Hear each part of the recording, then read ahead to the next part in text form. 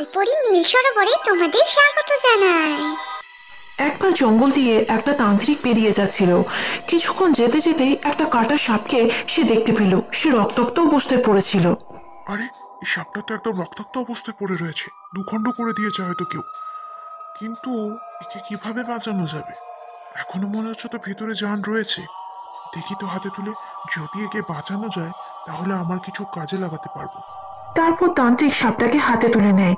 দেখে যে দুখণ্ড হয়ে গেছে, কিন্তু তার ভেতরে এখনো প্রাণ রয়েছে। তার বিশেষ শক্তি দিয়ে সেই সাপটাকে বাঁচানোর চেষ্টা করলো। ওম হ্লিম ক্লিম চামুন্ডায় নমঃ।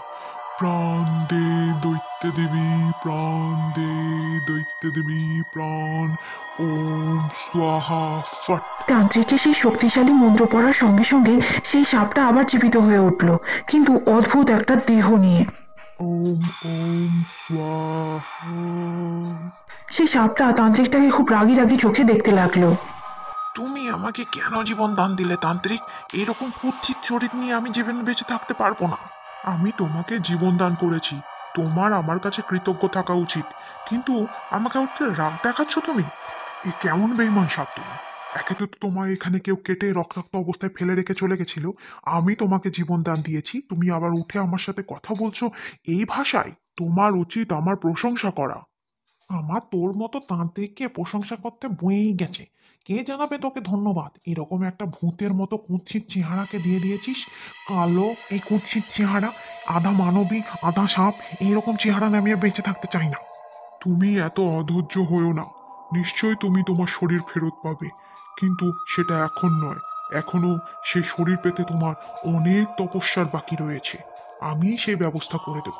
আর কত দেরি, আর কত দেরি তান্ত্রিক সেই শরীর পেতে আমার? আমি তো আগেই বলেছি, এত অধৈর্য তুমি হয়েও না। আমি তোমার শরীর পেতে আবার সাহায্য করব। যেমন আমি তোমার জীবন দিয়েছি, ঠিক সেরকমই তোমার শরীর ফিরিয়ে দেব। তবে হ্যাঁ, আমার সমস্ত কথা তোমায় অক্ষরে অক্ষরে পালন করতে হবে। আমি যা বলবো তোমায় তাই করতে হবে। তবেই তুমি তোমার শরীর আবারও ফেরত পাবে। তান্ত্রিক তাকে গ্রামে গিয়ে মানুষ তুলে আনার জন্য বলেছিল, আর সেই সাপটিও তার কথা অক্ষরে অক্ষরে পালন করছিল। বাঁচাও, বাঁচাও, কে আছো? আমায় বাঁচাও। আমাকে এই কি ভয়ঙ্কর সাপে আমাকে তুলে নিয়ে চললো গো! গ্রামবাসী, আমাকে বাঁচাও, বাঁচাও আমাকে। তারপর সেই তান্ত্রিক মানুষটিকে মেরে তার রক্ত খেতে লাগলো, আর রক্ত খেয়ে তার শারীরিক শক্তি আরো বৃদ্ধি পেতে লাগলো। জঙ্গলের মধ্যেই মহাযজ্ঞিতে বসেছিল সেই তান্ত্রিক। আমি আরো শক্তিশালী হয়ে গেলাম। তারপর সেই সাপটি আবারও তান্ত্রিকের কাছে এলো। এ তান্ত্রিক, এবার তো আমার শরীর আমার মতো করে দে। এইবার তো আমি তোকে খুশি করে দিয়েছি। দাঁড়া, ওই কাজ এত তাড়াতাড়ি সম্পূর্ণ হবে না। আমার আরো মানুষ লাগবে, আরো পুজো করতে হবে। তবেই আমি তোর শরীর তোর আগের মতো ফেরত দিতে পারবো। তারপর সেই তান্ত্রিকের কথা মতো সাপটা আবার একটা নিরীহ মানুষকে গ্রাম থেকে তুলে নিয়ে এলো। তারপর সেই তান্ত্রিক সেই মানুষটাকে মেরে আবারও রক্ত খেতে লাগলো। এইভাবে তান্ত্রিক সাপটাকে রোজ একটা গ্রাম থেকে নিরীহ মানুষকে তুলে আনার জন্য বলতো। এইভাবে অনেকদিন চলতে লাগলো, কয়েক মাসও হয়ে গেল। গ্রামের প্রায় অর্ধেক মানুষকেই উঠিয়ে নিয়ে এসেছিল ওই ভুতুড়ে সাপটা তান্ত্রিকের কথায়। এতদিন হয়ে গেল, কিন্তু তান্ত্রিক আমার শরীর এখনো কেন ফিরিয়ে দিচ্ছে না? আমাকে গিয়ে এটা দেখতেই হবে। সেই ভুতুড়ে সাপটা আর অপেক্ষা করতে না পেরে সেই পুজোর জায়গায় চলে যায়, কিন্তু গিয়ে দেখে অবাক কাণ্ড। সে কোনো পুজো করছে না, আসলে সেই মানুষগুলোকে মেরে সে তার রক্ত পান করছে। ব্যাস, শুধু আর একটা দিন, তারপরেই আমি সারা জীবনের জন্য অমর হয়ে যাব। আর ওই বোকা সাপটা ভেবেছে আমি ওর জন্য সব কাজ করছি, কিন্তু আমি যে আমার জন্যই সবটা করছি ওই বোকা সাপটা কিছুই বুঝতে পারলো না। আমি সারা জীবনের জন্য এই বুড়ো শরীরটাকে ত্যাগ দিয়ে নতুন আবারও আরো কম বয়সী হয়ে যাব। এই তান্ত্রিকটা আমাকে এতদিন ধরে বোকা বানাচ্ছিল। আমি তো ভাবছিলাম সব বোধহয় আমার জন্য করছে। দাঁড়া, এবার ওকে আমি মজা দেখাবই। ভুতুড়ে সাপটা তান্ত্রিকের সামনে গিয়ে দাঁড়িয়ে পড়ে। তুই একটা ঠকবাজ। তুই কোনো তান্ত্রিক হতে পারিস না। তুই কারো ভালো করতে পারিস না। এই যা যা, তোর কথা শুনে আমার গা ভিজবে না। আমি শুধু আমার লক্ষ্য পূরণের দিকে এগোচ্ছিলাম। তোর কোনো পুজো টুজো আমি করিনি। আমি তোর এই মুখোশ টেনে খুলে ফেলবই সারা গ্রামবাসীর কাছে।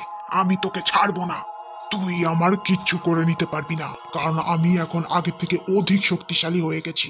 আর তুই আমার একটা লোমও বাঁকা করতে পারবি না। ভুতুড়ে সাপটা তখন তান্ত্রিকের গলা চেপে ধরলো। ভুতুড়ে সাপটা তখন তান্ত্রিকের গলায় কামড় বসালো, কিন্তু তার কোনো আসর হলো না। তার কারণ হচ্ছে ভুতিয়া সাপটার সব বিষ ওই তান্ত্রিকের কাছেই ছিল। দুজনেই লড়াই করতে করতে প্রায় সকাল হয়ে গেল। গ্রামের ভিতরে চলে আসে তারা।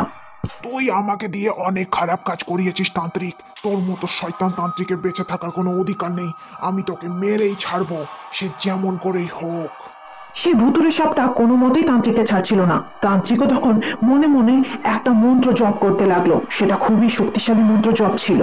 তারপর মেঘটা হঠাৎ কালো হয়ে এলো, চারিদিক অন্ধকার হয়ে গেল। এমন সময় তান্ত্রিক আকাশের দিকে দুটো হাত তুলে আরো জোরে জোরে মন্ত্র পড়তে লাগলো। ঠিক তখনই ভুতুড়ে সাপটা একটা কুলহাড়ি নিয়ে এসে তার দুই হাতই সেখানে কেটে রক্তাক্ত অবস্থায় মেরে ফেললো তান্ত্রিকের সারা জীবনের জন্য। অবশেষে সাপটাও তার নিজের শরীর আবার ফেরত পেয়ে গেল। Thanks friends for watching the video.